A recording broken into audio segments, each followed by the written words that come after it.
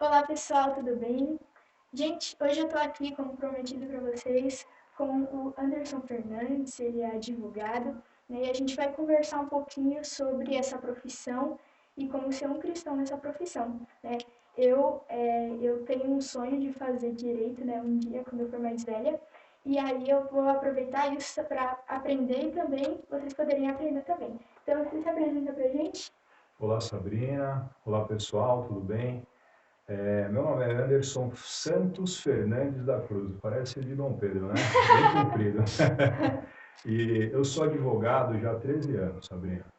Mas eu nunca fui advogado. Aí você deve perguntar, nossa, mas como assim? Você não é advogado? Não, hoje eu sou cristão e exerço a profissão de advogado. Isso é uma diferença muito grande, sabe? Porque as pessoas tendem a se confundir realmente, achando que elas são a profissão que elas exercem, né? E isso leva a uma confusão muito grande, porque o cristão, ele precisa saber quem ele é. E se ele não sabe quem ele é em Cristo, ele pode exercer qualquer profissão no mundo, não vai dar certo. Se ele sabe quem ele é em Cristo, ele pode exercer qualquer profissão no mundo que vai dar certo. Então, a minha formação, ela é de 2006, me formei na FIG, que é chamada Faculdades Integradas de Guarulhos. E me formei no ano da formação, a faculdade se transformou em universidade, ganhou um título maior. E aí passou a ser Unifig. E nós protestamos na época, porque a FIG era muito tradicional, meus pais se formaram na FIG, eu tive aula com professores que deram aula para os meus pais, eles se formaram em 78, então você vê a tradição da faculdade, né?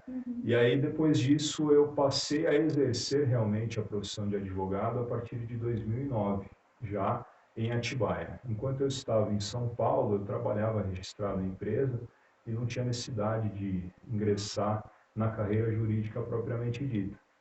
Foi aí que eu decidi, em 2009, junto com a minha família, mudar para Atibaia, e aí montei escritório e estou aí até hoje atuando. As áreas que eu atuo, trabalhista, civil, que envolve a parte também do direito de família, direito do consumidor, e muito pouquinho área criminal. Já fiz mais, hoje não faço mais.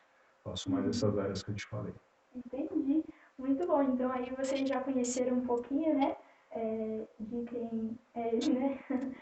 Então eu queria que você falasse um pouco pra gente, né? Então, como é que você decidiu fazer direito, né? Primeiramente, assim. Sim. Na verdade, eu até vou fazer um spoiler aqui de um livro que eu escrevi, e depois a gente vai falar um pouquinho mais, se você permitir, Sabrina. Com certeza. Mas nesse livro eu explico um pouquinho dessa minha trajetória, o porquê que eu escolhi ser advogado. E eu explico também nesse livro algumas questões que a gente vai descobrindo ao longo da nossa vida da forma de aprendizagem. Então eu desenvolvi um sistema que eu intitulo de SAC, que chama-se Sistema de Aprendizagem Constante. Todos nós aprendemos constantemente. Do dia que nós nascermos até o dia que morrermos, estaremos aprendendo.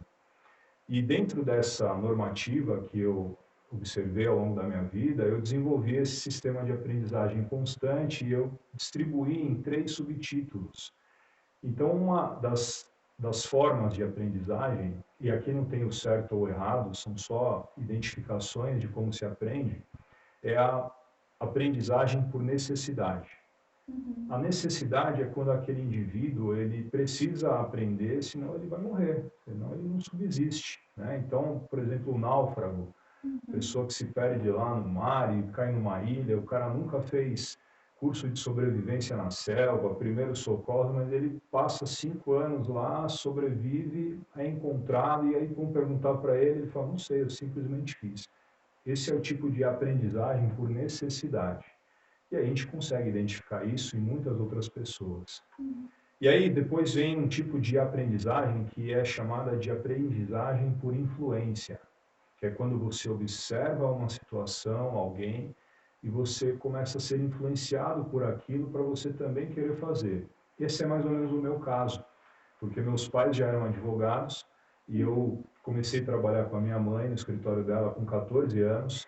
Meu registro na carteira era contínuo, que depois passou a ser office boy, olha como eu sou velho. Então, Sá, o que acontece? Eu fui sendo influenciado indiretamente por todo aquele ambiente que eu participava. Eu ia no fórum, levava as petições para protocolar, ia em cartórios, então eu via minha mãe atendendo os clientes. E aí eu acabei gostando disso, né? E depois vem uma terceira forma de aprendizagem, que é a aprendizagem por vocação. Essa é aquela que você gosta daquilo que faz e você decide fazer aquilo porque você quer fazer aquilo. Então, a minha situação, ela começou por influência e terminou por vocação. Eu descobri ao longo desse período que eu nasci para ser o que eu sou. Então, eu gosto de fazer o que eu faço. E aí eu vejo assim que não houve, assim, mas sua mãe te influenciou? Não. A situação em si que eu estava inserido gerou uma influência. Por quê? Porque meus irmãos, por exemplo, não são advogados e a criação foi a mesma. Então, a gente vê que a vocação entrou nesse contexto. Então, foi por isso que eu me tornei advogado. Nossa, que legal. Né? Eu acho que é muito interessante também, né, saber, né, como você entrou nesse meio, que eu também gosto bastante, né? Bacana. E eu espero um dia também estar envolvida nisso aí, né? E, assim, para você, assim, como é ser um advogado cristão, assim, sabe? Esse é um ponto legal que você tocou. Porque quando eu passei na OAB e comecei a advogar, eu não era cristão ainda. Uhum. Então eu consegui identificar ao longo da minha vida essas duas fases da minha vida, né? A palavra de Deus diz que quando você se converte, as coisas velhas elas ficam lá para trás e você se torna uma nova criatura. Essa nova criatura, Sabrina, quer dizer que em todas as áreas da sua vida tem que ser renovada. Você não pode ser cristão só na igreja. Você não pode ser cristão só na rodinha de crentes. Você tem que ser cristão em todas as áreas. E isso eu comecei a identificar na advocacia. Por quê? Porque antes de ser cristão, não que eu fosse desonesto, eu nunca fui, né? Eu tive uma boa educação e meus pais sempre me ensinaram muitos princípios e valores. Então, esse não era o meu caso.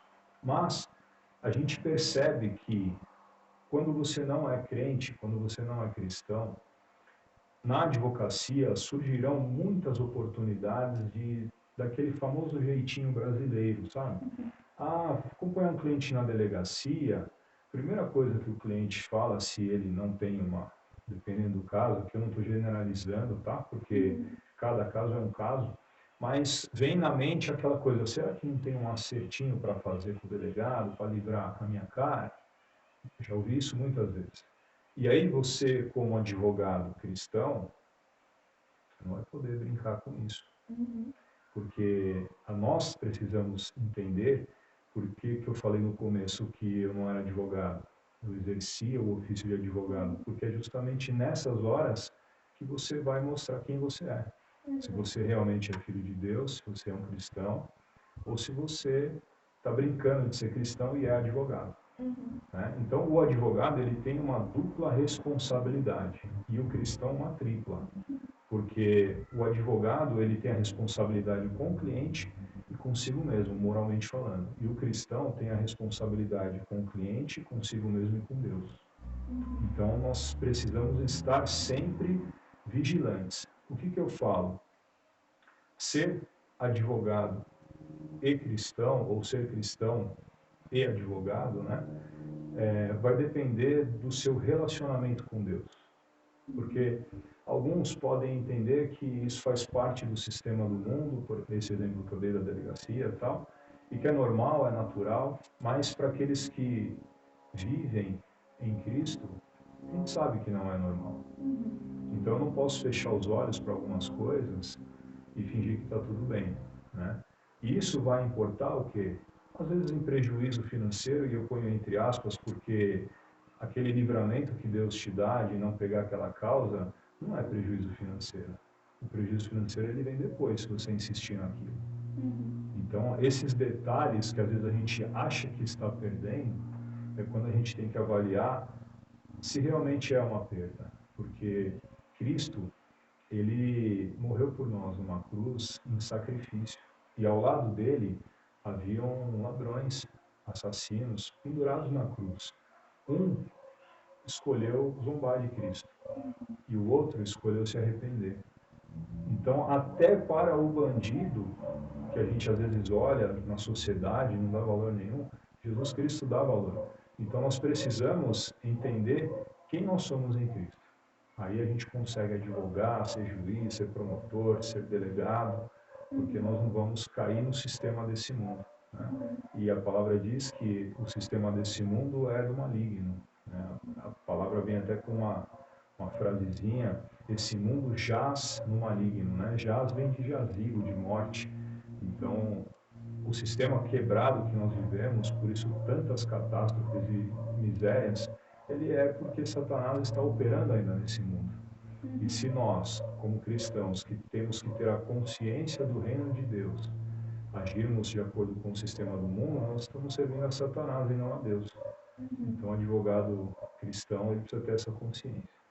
Porque em todas as áreas da nossa vida a gente vai ser tentado a fazer as coisas que não agradam a Deus, né? Sim. E também, muitas vezes, na profissão também, né? E como você explicou pra gente aí, realmente é algo que a gente precisa tomar uma posição. Quem que eu quero ser, que tipo de advogado que eu quero ser? Exatamente. O advogado cristão que realmente vai fazer isso, né? Como você falou, que primeiro eu sou um cristão, depois eu sou um advogado, né? Perfeito. Tem que saber as coisas mais importantes, né? E dar o valor exato para essas coisas, né? Então, você falou, né, que você não era advogado, você não era cristão quando era advogado no começo, né? Então, existem algumas diferenças, né, nisso. Existe, principalmente, Sabrina, a consciência. Quando a gente passa a ser cristão, né, quando a gente tem um encontro com Jesus, a nossa consciência ela muda totalmente. E aí você passa a conhecer a palavra de Deus, a se aprofundar na vontade de Deus, o Espírito Santo passa a habitar dentro de você, muda tudo, né? Então, e isso tem que ser genuíno, tem que ser verdadeiro, né? Não pode ser da boca para fora, Com certeza. porque senão não tem resultado nenhum. E quando você não é cristão, para você tanto faz quanto tanto fez. Né? Assim, precisou acompanhar um cliente na delegacia. Né? Vamos voltar nesse mesmo exemplo que é bem clássico. Né?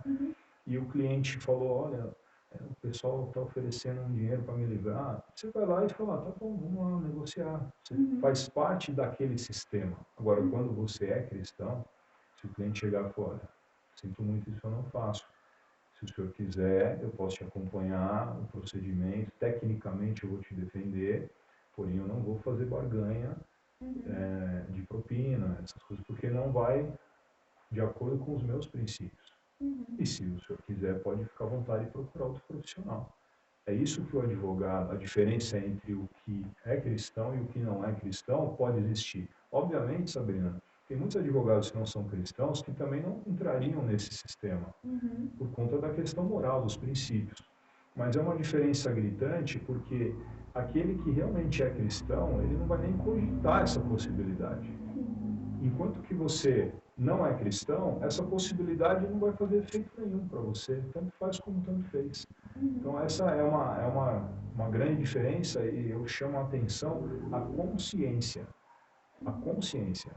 Então a diferença é essa. Se você tem a consciência de quem você é em Cristo, pronto, é o que você precisa para ser um bom advogado e continuar sendo cristão. Com certeza, né? Então, você poderia falar mais alguma coisa, assim, sobre isso? Talvez alguma dificuldade, alguma facilidade, assim, que você mesmo já vivenciou? Claro, muitas, né? Na realidade, Sabrina, tem um caso interessante que eu queria até fazer uma leitura com você da palavra de Deus, que eu apliquei na prática esse caso, usando um versículo da Bíblia na minha petição. Você fala, nossa, mas pode isso? Deixa eu te explicar. Os 5 primeiros livros da Bíblia, eles são os livros da lei, chamado de Pentateuco, né? E os livros da lei, por quê? Porque Deus precisou instituir leis para que os homens pudessem conviver. Antigamente, quando não haviam leis, os homens viviam como semelhantemente aos animais. Era uma carnificina, tudo se resolvia matando um ao outro, fazendo atrocidades, roubando os bens e etc. Então Deus instituiu algumas leis e essas leis foram norte para que hoje nós pudéssemos ter essas leis das quais vivemos. Tanto que na faculdade eu tive uma matéria que chamava Direito Romano, que provinha das leis romanas. Então, toda a base do direito praticamente se iniciou nessa época. E a palavra de Deus, ela revela algumas situações, por exemplo, nos 10 mandamentos, não matarás. Olha que interessante. Quando Deus diz não matarás, ele está querendo proteger o homem. Quando o homem, lá no artigo 121 do Código Penal, diz matar alguém, ele está querendo punir o homem que cometer algum crime. Então Deus, ele é protetivo, o homem é punitivo. Por quê? Porque as regras de conduta, que são as leis, são regras de conduta dessa sociedade a qual vivemos, ela só pode ser estabelecida por leis. Deus percebeu isso. Se não houvessem leis, o homem ia se matar continuamente e não ia crescer, né? Então, só que as leis de Deus, elas vinham num sentido de proteção. E aí, ao passar do tempo e o pecado regendo o nosso sistema, o próprio homem percebeu que as leis, elas não poderiam ser protetivas, elas teriam que ser punitivas, para que o homem tivesse medo de praticar determinados delitos e não fosse condenado. Em alguns países existe pena de morte. Aqui no Brasil não tem a pena de morte, salvo em caso de guerra, guerra declarada. E aí tem uma situação que se envolve nesse contexto, está lá em Deuteronômio 19, e o verso 15, ele fala assim, ó, uma só testemunha não se levantará contra alguém por qualquer iniquidade ou por qualquer pecado, seja qual for que cometer. Pelo depoimento de 2 ou 3 testemunhas se estabelecerá o fato. Olha que interessante. Esse contexto aqui, Sabrina, ele fala acerca dos limites de terras que foram dadas pelo Senhor, e o pessoal estava tirando os marcos e ganhando um espacinho a mais, sabe? Aquele jeitinho. Então, aqui veio o contexto da lei, dizendo, olha, vocês não podem fazer isso, tal. E muitos vinham e falavam assim, não, ele tirou, mas você tem testemunha para provar que ele fez isso? Aí a palavra vem dizendo aqui que se não for por 2 ou 3, não se estabelecerá o fato. E eu usei esse versículo num processo criminal, do qual eu estava defendendo, onde havia uma acusação grave contra o meu cliente, mas não tinha prova nenhuma. Então eu fiz a defesa prévia e juntei esse versículo de Deuteronômio, informando ao juiz que lá nos primórdios da humanidade já se estabeleceria esse critério de conduta, de postura, e que sem provas não haveria condições de haver uma condenação. E o meu cliente foi absolvido. Então, Deus se revela em todas as áreas da nossa vida. E se nós, como cristãos, soubermos extrair isso, então na advocacia, nada impede, e eu tenho certeza, Sabrina, que esse versículo, quando foi citado, foi por uma inspiração de Deus. Porque eu poderia fazer uma defesa somente técnica, usando só a lei, e não falar nada da Bíblia. Mas eu coloquei na primeira folha em destaque. E eu tenho certeza que quem leu isso se sentiu incomodado pelo Espírito Santo. Então, a gente tem a possibilidade também de propagar o amor de Deus através do nosso trabalho. No escritório mesmo, quando eu vou atender alguém, às vezes em uma situação de divórcio, a primeira coisa que eu faço é tentar a reconciliação. E aí eu falo do amor de Deus, falo que o divórcio não é bem visto por Deus, e explico todas as problemáticas que isso vai trazer, questão de bens, de prejuízo financeiro, crianças que vão ficar longe do pai e da mãe. Eu mostro um contexto, eu peço o telefone da parte contrária, eu ligo, eu tento a conciliação. Não deu, aí eu aplico a lei. Então, o meu princípio, o meu propósito como cristão que exerce o ofício de advogado é trazer o reino de Deus para essa área. Esse é o meu propósito. Com certeza, né? Todos nós temos que cumprir o nosso propósito, independente da área que a gente está trabalhando, estudando, qualquer coisa que a gente estiver fazendo. É reconhecer o chamado, né, Exato. Sabrina, que a gente tem e aproveitar as oportunidades. Porque no escritório mesmo, às vezes eu acho que eu sou psicólogo. Porque são tantos problemas que a gente lidar que às vezes as pessoas vêm só para desabafar. Então a gente tem que ter essa consciência e deixar o nosso espírito alinhado com o Espírito Santo Por isso é importante a gente orar todos os dias, fazer o nosso devocional. Por quê? Porque naquele dia a gente não sabe aonde Deus vai precisar de você. E muitas vezes no escritório, muitas vezes eu consegui reconciliar casais. E assim, a gente vê que tudo não se resume ao dinheiro. Aliás, o dinheiro é uma consequência de um bom trabalho que você realiza, né? E essas dificuldades que você falou, existem muitas. Existem as dificuldades de você se encontrar numa situação onde o teu cliente, às vezes de longa data, exige que você faça algo que você não deve, e você tem que falar, olha, eu não faço isso.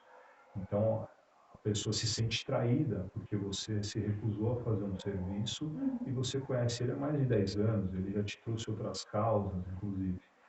E aí você tem que sutilmente explicar que você não coaduna com isso, você não compartilha disso, você não gosta disso, você não faz parte desse sistema, né? E muitas vezes você perde clientes por causa da sua conduta, da sua postura. Então, as dificuldades são essas, né? E as facilidades é que você está sempre feliz com Deus, quando você consegue praticar a vontade dele, né? E às vezes eu venho contando as coisas aqui para minha esposa, falo, nossa, hoje aconteceu isso, tal, tal. E aí você vê que vale a pena, vale a pena. Sim, com certeza, no final das contas, vale a pena seguir Jesus em É todas isso as aí, áreas, não importa o que aconteça, né? Porque exatamente. a vida sem ele seria sem propósito nenhum. Nenhum, verdade. E você tem algum conselho, assim, para pessoas que querem fazer direito ou estão fazendo, cristãos que realmente querem saber, assim, como agir sendo cristão nesse meio, assim? Tenho sim. Primeira coisa é você perguntar para o Espírito Santo se é ali que Deus quer que você esteja, né?